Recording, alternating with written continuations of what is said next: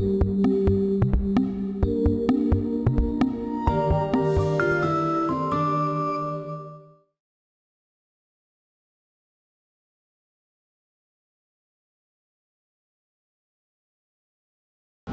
once we have the numbers for the X and Y, what we're going to do is we're now going to load this as our work offset. In our programming, we talked about using G54 throughout the entire process of making this bracket.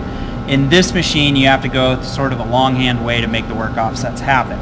So what we do is we go to MDI mode, which is manual data input, make sure we're in our programming tab, and then we actually type out a line of code. So we type out G10, we do Q2, and then we use a variable called P1. Now P1 stands for G54. If I was using G55, it would be P2, P3, P4, depending upon if you're using 54, 55, 56. In ours, we want to do everything with G54 to match our program in SOLIDWORKS CAM. And then we type in our coordinate locations for where this offset is actually going to take place. So we're going to do an X negative 18.735, and then we're going to do a Y at a negative 3.9489.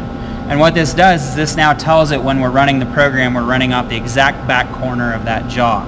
So we'll select right, and then we'll hit cycle start, and that now loads the parameters for G54 for the work offset.